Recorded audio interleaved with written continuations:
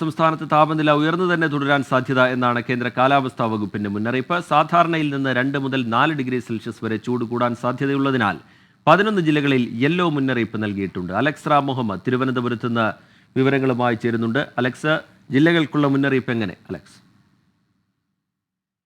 വിജിത്ത്, സംസ്ഥാനത്ത് താപനില ഉയർന്നു തന്നെ തുടരും എന്നാണ് കേന്ദ്ര കാലാവസ്ഥാ വകുപ്പ് അറിയിക്കുന്നത്. പ്രധാനമായി 11 ജില്ലകളിൽ താപനില സാധാരണ രേഖപ്പെടുത്തുന്നതിനേക്കാൾ 2 മുതൽ 4 ഡിഗ്രി സെൽഷ്യസ് വരെ വർദ്ധിക്കാൻ സാധ്യതയുണ്ടെന്നാണ് മുന്നറിയിപ്പ്.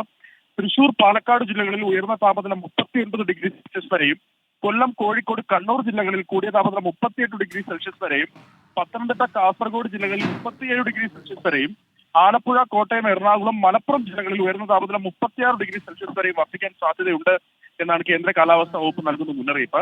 ഇന്നലെ ഔദ്യോഗികമായി സംസ്ഥാനത്ത് ഏറ്റവും ഉയർന്ന ചൂട് രേഖപ്പെടുത്തിയത് കണ്ണൂർ എയർപോർട്ടിലാണ്. 39.8 ഡിഗ്രി സെൽഷ്യസ് ചൂടാണ് കണ്ണൂർ എയർപോർട്ടിൽ രേഖപ്പെടുത്തിയത്. ഫെബ്രുവരി 17 ശേഷം ഈ വർഷം ആദ്യമായാണ് കണ്ണൂരിൽ ഈ കൂടുതൽ ചൂട് രേഖപ്പെടുത്തുന്നത്. പാലക്കാട് നേരത്തെ 40 ഡിഗ്രി സെൽഷ്യസ് ഒക്കെ ചൂട് രേഖപ്പെടുത്തിയിരുന്നത് നമ്മൾ കണ്ടതാണ്. കാലാവസ്ഥാ വകുപ്പിന്റെ തന്നെ പാലക്കാട് ജില്ലയിലെ ഓട്ടോമാറ്റിക് സ്റ്റേഷനുകൾ 40 ഡിഗ്രി സെൽഷ്യസിനും 45 ഡിഗ്രി സെൽഷ്യസിനും ഇടയിലും, അതുപോലെ കാസർഗോഡ്, കണ്ണൂർ, മലപ്പുറം, തൃശൂർ ജില്ലകളിലെ ചില AWS സ്റ്റേഷനുകളിൽ 40 ഡിഗ്രി സെൽഷ്യസിന് മുകളിൽ രേഖപ്പെടുത്തുന്നുണ്ട്. അതായത് ചൂട് കൂടും എന്ന് തന്നെയാണ് അടുത്ത ദിവസങ്ങളിലും.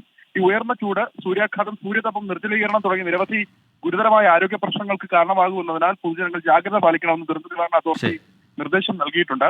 ഒപ്പം വേനൽ മഴയ്ക്കുള്ള സാധ്യത കൂടി പ്രവചിക്കുന്നുണ്ട്. തെക്കൻ കേരളത്തിലെയും മധ്യ കേരളത്തിലെയും മലയോര മേഖലയിൽ ഇടിമിന്നലോട് കൂടിയ വേനൽ മഴയ്ക്ക് സാധ്യതയുണ്ട്. തിരുവനന്തപുരം, ആലപ്പുഴ, എറണാകുളം, തൃശൂർ ജില്ലകളിൽ മഴ സാധ്യതയുള്ളതായി പ്രവചനമുണ്ട്. മഴയ്ക്കൊപ്പം ഇടിമിന്നലിനും കാറ്റിനും സാധ്യതയുള്ളതിനാൽ പൊതുജനങ്ങൾ ജാഗ്രത പാലിക്കണം. കാരണം ഇടിമിന്നലിന് സാധ്യത ഉണ്ട് എന്നുള്ളതാണ് ഏറ്റവും പ്രധാനം. അതിനാൽ ഇടിമിന്നൽ ജാഗ്രതാ നിർദ്ദേശങ്ങൾ പാലിക്കേണ്ടതുണ്ട്.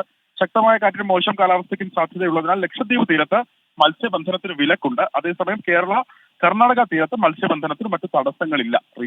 അലക്സ് റാം മുഹമ്മദ് വിശദമായ വിവരങ്ങൾ നൽകുകയായിരുന്നു തിരുവനന്തപുരത്ത്.